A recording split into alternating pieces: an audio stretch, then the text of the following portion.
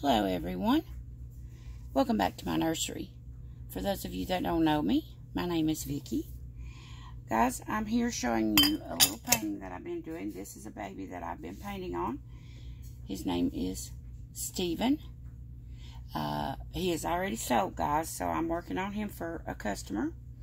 I wanted to have a little chat with you guys just while I'll show you him.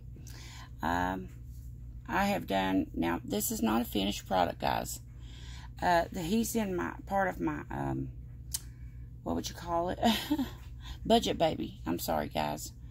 My mind's just a flutter these days. A budget baby line. All of these babies that I'm doing for budget babies will be either bald or have painted hair. But I don't skimp on any of my painting, guys. I do all of my painting on them. I do not leave off any steps. He's very beautiful already, and I've not even got done with him. So I'm going to bring him up, let you see him, and then I'm going to do his hair. Isn't he pretty? He's going to be just beautiful. And here is his little feet. I haven't got his moons done, but I'll show you what I've got done. Guys, I wanted to explain to you while I'm on here to chat with you about why I've been missing. I've had a lot on me lately, guys, and I'm very sorry about not being here. It's just I have so much that it's not, you know, it's not at all fun. You know what I mean? These trials in life that we have. Sorry about that. I'll explain. You know, everybody knows I've had the baby, right? My son's baby. And I'm helping him. My husband and I are helping him raise her. And I'm watching her while he works. And, you know, she's just like, really, she's just like she's mine. I mean, as far as that, me taking care of her and stuff. I know she's not mine biologically, but, you know, as far as me taking care of her and stuff, you know, I feed her. I watch her every day. I feed her. I bathe her. I put her to bed, you know, all these things. But now my son does help. It's just that he's very tired when he comes in from work. His job that he does is very stressful, tiring job. And just manual labor job. Very hard. And, yeah, so I do watch her. But then on top of that, I don't know how long it's been, guys. My sister got sick. And I'll explain to you about my sister. She is, I'll hold this up here for you to see. She is mentally, was mentally handicapped. I would say the mental capacity of probably an 8-year-old little girl. So I always explain it to everybody that she's a little girl living in an adult body. I had her for 5 years after my mom passed, which has been about 15 years ago. I had her around 5 years here with me and took care of her. Then my sister took her for a while. She's had her ever since. And, yeah, so she's real close to my family. Every birthday party for the grandkids that we had, she was included. We went and got her and brought her to it. Every holiday, Thanksgiving and Christmas, 4th of July, you name it, whatever. She was part of that. And we went and got her. Some of the kids went and got her. I went and got her. Somebody went and got her. And she came here and stayed with us. Different things like that. After the 5 years that I took care of her, so my kids and I were very close to her and my husband. And she always said we were her family. Now, she lived with my sister. But she always said that she wanted to come here. She wanted to stay here. And she just always said that we were her family. But guys, with everything I've got going, I had going and my own mental stuff going on, I wasn't able to take care of her. But we still went and got her and included her in everything, guys. So, yeah, that's how that went. Anyway, a month and a half, whatever ago, she got COVID. And my sister that was taking care of her did too. Well, they stayed out there, you know, how you have to isolate and all this stuff. Well, my other sister got well. It took her a while, but she come back from it little at a time. But my other sister, Deborah was her name, she just didn't ever seem to recoup from it. One thing, she is a real bad diabetic, or was a real bad diabetic. And she had her own problems, you know, anyway. So then when she got this COVID, she started going down, down, down. She didn't seem to be coming out of it. And she stopped eating and all this stuff. Well, my other sister got concerned and said, I'm going to take her to the ER, you know. She stopped eating and everything. I'm just going to take her and let a doctor check her out. Well, when they got her there, they thought that she had pneumonia. And they thought that she needed to go into a hospital. Well, they put her into a hospital. She stayed there for 5 days, I think. And she wouldn't eat. She wouldn't drink. So they called us in to say goodbye to her at the hospital. We all went in, all of my sisters, and you got to realize, guys, we're a big family. I have, besides me, counting her, I have, well, there's 5 of us all together. There was 6. My brother, which died, he died, long time, about 14 years ago, something like that, 15. He died right after my dad did, so I'd say 15 years ago. And, yeah, so that's the only one. But there's 5 left of us. There was 6, 5 left at this time. And, so, yeah, she took her and put her in the hospital. We all were called in. All of us was there.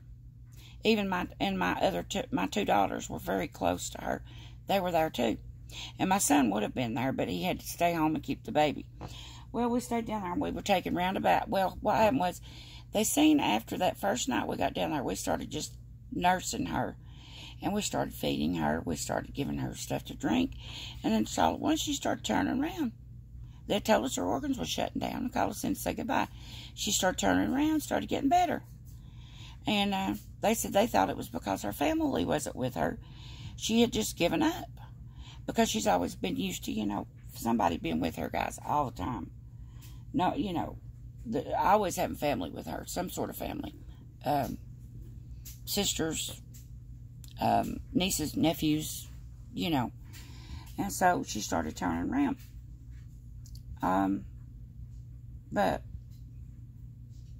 anyway, we started feeding her, and she started turning around, getting better. So they started to let each one of us, like, one stay. They said only one, but one could stay every night with her and day. So we would switch out. One would stay one night, one would stay the next night, blah, blah, blah, you know, nursing her, feeding her. And they put us a recliner in there so we could sleep some. We averaged getting, when I stayed, I averaged getting like 2, maybe 3 hours sleep a night. So that's better than none, right? Well, then it was time to move her. They said there was nothing else they could do for the COVID in the hospital. That it was past. She wasn't contagious by that point. And they wouldn't let anybody stay, though, that didn't have any vaccination, didn't have their vaccinations. But anyway, that's beside the point. But anyway,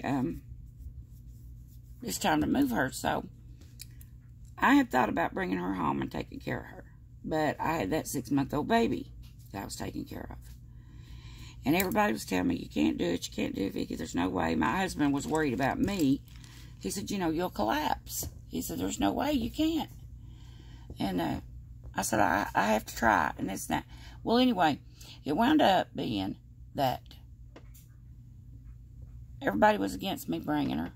And I'm not the one that signs the papers to release her to me. Now, I used to be, but now I'm not. And so it was decided upon, everybody decided upon that she would be better off to go into a nursing home for just a little while. Just a little while. So she could have rehab and all that stuff. Which at the time I didn't know rehab would come to your home. I didn't know all this. This is the first time I went through all this stuff, guys. And so we put her in there. Again, it was locked down until the following Friday. It was locked down. We couldn't get in to see her. We couldn't get in to feed her. We couldn't get in to make her drink, all this stuff. So she started going back down again. She just completely quit eating and drinking. Okay, it went on, and about, well, I forget, maybe 5 days or so in there. 6, I don't know. I don't even know, God. It's all just a blur to me now. So maybe 6 days. I don't know, 5, 6 days. She was in there. She started going back down again.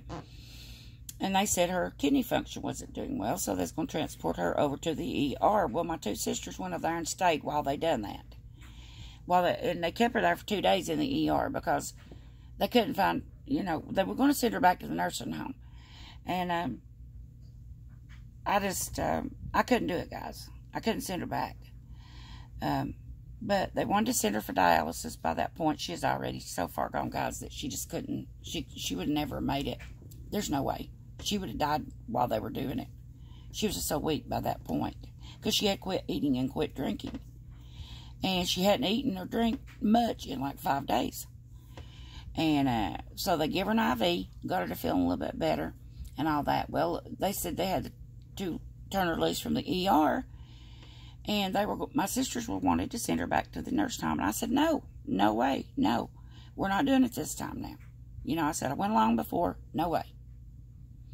I'm bringing her home. So, at that point, they said what happened was, it was chronic kidney disease. She wasn't going to get any better. They wanted to try the dialysis. We opted out of it. We said no. She would have had to went down there and went through all that by herself too, but besides that, she was so weak, she'd never made it. They wanted to talk to us about a feeding tube. We absolutely opted out. No. She wouldn't. No. We're not putting her through all this. It's, all this does, I think, guys. Now, this is everybody's own opinion, of course. But to me, when you start doing all that stuff, this is my opinion, only my opinion. Others may have other opinions. When you start doing that stuff, you're just prolonging people's suffering. Because we went through it with my mom. And we opted out of that. So, we decided we're going to bring her home with hospice. I brought her to my home. She was here with me for 3 days and 3 nights. I took care of her. My house was full of people. I took care of her for the 3 days that she was here. My house was so full of people. I mean, everybody was so great, guys. Everybody helped me. I had somebody help me round the clock. When one would leave, another one would come in and sit with me. So I wasn't here by myself and doing it all by myself. I had so much support, guys. It was unreal. And I'm so thankful for my other sisters, for my daughters. I thank God for them every single day for that because they were just wonderful during all this. But my house was full of people. And especially I called all the sisters in on that last day. And everybody was here. All the sisters, the nieces, the nephews, because we all loved her. She's such a sweet soul, guys. Such a sweet, sweet soul. But she made it for 3 days, and then she passed away here in my home. I was with her, standing right beside her, comforting her. My mom passed away 15 years ago, and there was nothing no more important than her to my mother. And so I told her, you're going to see Mama. And she was happy with that answer. She wasn't in distress or anything over it. First she was. And she was crying and saying, I don't want to die. I'm going to die. I don't want to die. But then after I talked to her and everything, told her, you're going to go see Mama and Daddy and our daddy, and he's gone. And Danny, that's our brother. And I said, you're going to be with them. I said, and more importantly, above all, you're going to see Jesus. You're going to get to meet Jesus. So she was happy with that answer. You kind of had to talk to her, guys, like she was a little girl. A little bitty girl. And, so, she was okay. She never said that, mentioned it anymore. She just says, well, if I'm going to die, I'd rather die here. Because she always wanted to be here. This was her home. And then it was never mentioned anymore after that again. And I was so thankful for that. That brings me comfort. That satisfied her. That answer satisfied her. I was right with her, though, helping her. Well, I don't know if it helped her or not, but it's what I thought helped her. And I still do. I trying to help her to go on over, to cross over. I talked to her and I said, Mama's there waiting on you. Jesus is there. I said, do you see him? Can you see the light? Go into that big old bright light and take Mama and Jesus by the hand. They're there waiting on you. And I just kind of coached her through it, or I thought I did. I hope I did. And bring her some comfort. But anyway, she passed away.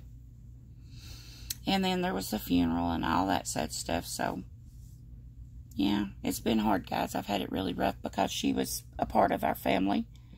She was our baby. All of my sisters. That's what I told all the doctors, the nurses. She's our baby. All of us. The sisters just took her over. Me and my 3 other sisters, 4 of us, just absolutely just took her over under our wing after my mother died. And she was all of us. To all of us, she was our baby. So that's what's been going on with me, guys. I'm sorry I haven't made videos, but it's just been so hard. The baby is sleeping. It's early morning. I got up at 5 a.m. this morning in my time. And the baby's still sleeping. So I thought, well, I got time. I can go out and make a quick video. And that's what I'm thinking about doing, guys. It's like to get back on here and start like making early morning videos when she's sleeping, because I can't get any other time to do it. But anyway, guys, that's my story about what's been going on here. It's been very sad. It's been very hard. I still have flashbacks, and I probably will for a long, long time. I don't know, guys. It's crazy. It's like, it's all like a blur to me. It was like, you know, that I think back on it, it was kind of like foggy, like, to me in my mind right now, it was like a dream. It's weird. But I had flashbacks of how she looked that last day, you know, when she was passing away. But she didn't struggle, guys. I prayed to the Lord to let her go peacefully, to let her go fast, not suffer. Please, Lord, don't let her suffer, and let her go peacefully. And He did. She went very peacefully. She didn't struggle. She just breathed and breathed till she breathed her last breath, and she was gone. So, anyway, guys, just, it's hard. It's hard right now. And I know you hear this from a lot of people, but guys, on your loved ones, hug them just a little bit tighter. Let them know you love them. Because we never know when we're going to be here and then all of a sudden gone. Anyway, I got off track there. She had COVID. And COVID's not what killed her, guys. They put it as chronic kidney disease. But it was a result from the COVID. It's the stuff that the COVID left behind. She had bad kidneys anyway because she's a diabetic. A bad diabetic. So, she developed pneumonia. And then it just started from one thing. It's like a domino effect, you know, one thing right after another. This is shutting down. That's shutting down. And then her organs are shutting down. Her kidneys are failing her. So it was a result of COVID. It wasn't COVID that killed her. She lived through that. But it was what the COVID left behind, which just finished her kidneys off. And she had what called chronic kidney disease. And also, guys, she just quit eating and drinking. That's another reason why we opted out of the other dialysis and all that. She wouldn't eat, she wouldn't drink. I tried hand feeding her, putting water, coffee, whatever she wanted. I let her have whatever she wanted, you know, anything. I'd send somebody to the store for it, and to buy it. And she would drink, like, she'd want something like ice cream, for instance. She wanted chocolate ice cream. We wouldn't go to chocolate ice cream. She took like three tiny, ittle bitty little bites like that. 3, and that was it. She was done. She says, I don't want more.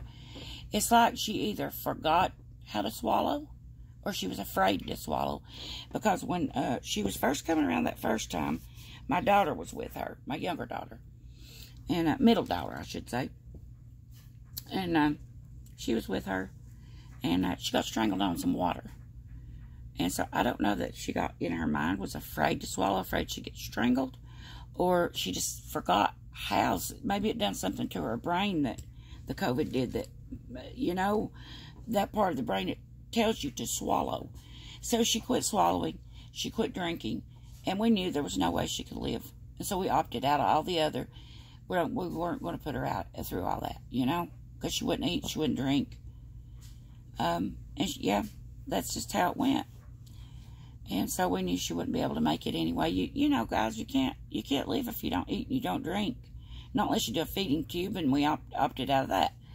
So I'm just, I'm thankful for the time I got to spend with her here, because she always wanted to be here, even though she lived with my other sister and loved my other sister.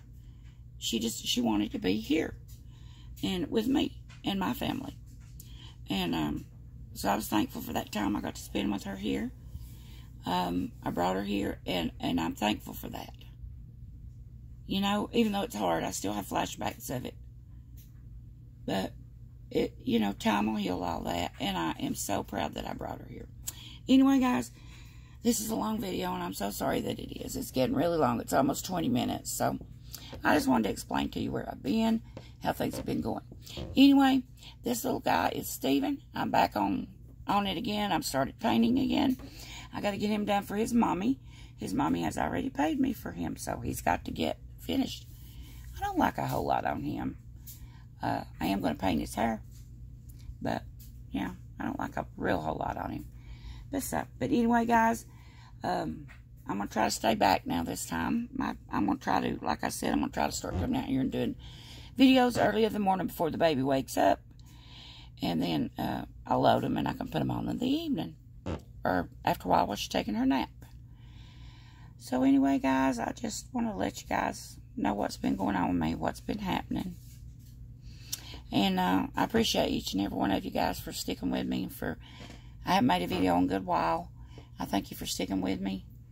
And, yeah, I really appreciate that. And, guys, if you're not subscribed, please consider subscribing. I am going to try to do more videos, early morning videos. And, yeah, so, ring the notification bell so you never miss a video. And, yeah, and hit the like button. And it will help to push my videos on out to where other people can view them. I'd appreciate it. Share my videos. I'd appreciate it, guys.